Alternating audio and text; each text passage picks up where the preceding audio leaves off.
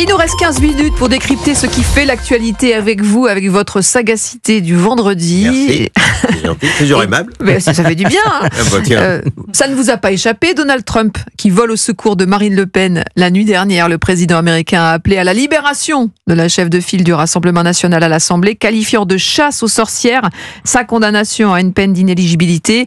Et faisant aussi un parallèle avec les États-Unis. On l'écoute. C'est une grosse affaire, une très grosse affaire. J'en connais quelque chose.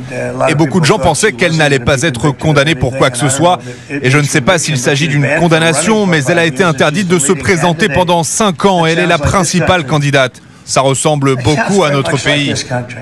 Voilà, libérer Marine Le Pen, a-t-il écrit hier soir sur son réseau social. Raphaël Steinville, est-ce que c'est un soutien embarrassant pour le Rassemblement national? D'abord, il y a plusieurs choses. Moi, je trouve que de Donald Trump en passant par Vladimir Poutine, de Moscou en passant par Mar-a-Lago, un certain nombre de responsables politiques s'intéressent à ce qui se passe en France et notamment à ce qui intéresse son premier chef Marine Le Pen et sa condamnation. Ça dit quelque chose de la place qu'elle a prise non seulement sur la scène intérieure, mais peut-être même sur la scène internationale. Après, oui, Marine Le Pen, elle est embarrassée pour les raisons qu'évoquait tout à l'heure Gilles William, c'est que le Trumpisme dans ses excès finalement devient un baiser qui tue d'une certaine manière, que ces personnalités puissent se porter à son secours. Ça devient délicat pour Marine Le Pen. D'une certaine manière, elle-même a changé de position à l'égard de Donald Trump. Souvenez-vous, lors de son de sa première élection, elle s'était précipitée à l'investiture, dans la Trump Tower pour essayer de le rencontrer. Et là, elle s'est tenue à sage distance du président américain. Et c'est pas elle qui est allée à l'investiture d'ailleurs. Exactement. Gilles William Gonadel. Est-ce que c'est un soutien embarrassant pour vous? Parce que pour l'instant, elle n'a pas réagi. Ils sont très prudents. Soutien embarrassant. Vous pouvez pas empêcher quelqu'un de vous soutenir. Non, mais je dis ça au moment où le Rassemblement national s'apprête à manifester. Non, mais ce que je veux dire, vous ne pouvez pas empêcher. Si Hitler, il aime Beethoven, c'est pas pour ça que Beethoven est antisémite. Je veux dire ça. Peu importe ça. Sur le fond, je suis moi-même assez inquiet, je le dis, des excès du Trumpisme qui sont le pire service au Trumpisme. Premièrement.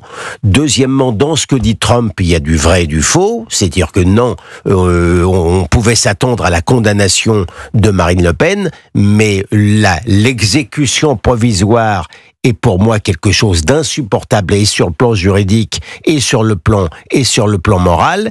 Et l'expression chasse aux sorcières, de ce point de vue-là, ne me paraît pas excessive. D'autant qu'au même moment, le Rassemblement national veut faire redescendre la température avant la manifestation de soutien prévue dimanche. On va écouter Jordan Bardella qui précise que ce n'est pas un coup de force, mais une mobilisation pour la démocratie en défendant un esprit pacifique lors de ce rassemblement. J'ai toujours condamné de la manière la plus vive qui soit l'utilisation de la force, de la violence ou de l'intimidation dans une démocratie. Pardon de vous rappeler que depuis que mon mouvement existe dans la vie publique, la violence et l'intimidation, nous n'avons fait que la subir. À chaque manifestation, à chaque mobilisation populaire, parfois à chaque meeting, à chaque rassemblement politique, une partie du spectre politique, et notamment l'ultra-gauche, recourt à la violence pour se faire entendre. Nous ne sommes pas dans cette position-là, nous ne serons jamais dans cette position-là, et je condamnerai toujours, sans la moindre ambiguïté, les menaces d'utiliser la force. Voilà, Jordan Bardella sur LCI hier soir, Raphaël Steinville, voilà.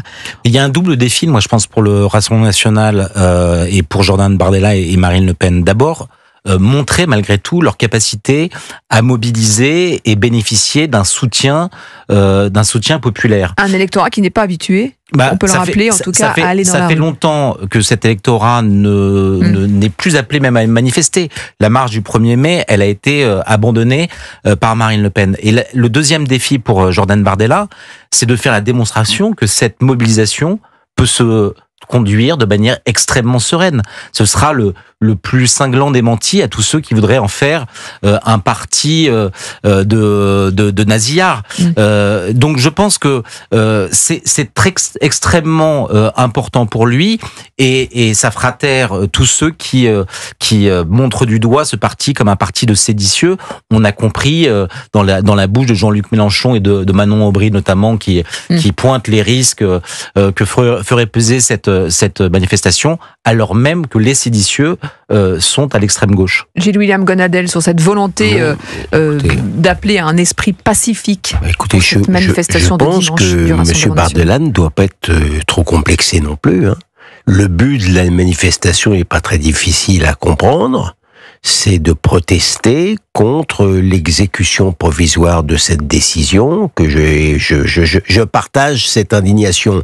Sur le fond, il ne faudrait pas laisser à penser, même si malheureusement c'est le cas, que pour l'instant, que la rue appartiendrait qu'à l'extrême gauche.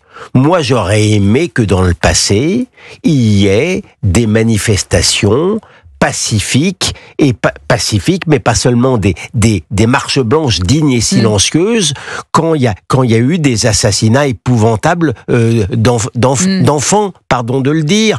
Moi, j'aurais aimé qu'il n'y ait pas un peuple français complètement résigné et qu'il y ait des manifestations nombreuses et pacifique contre l'immigration invasive et illégale.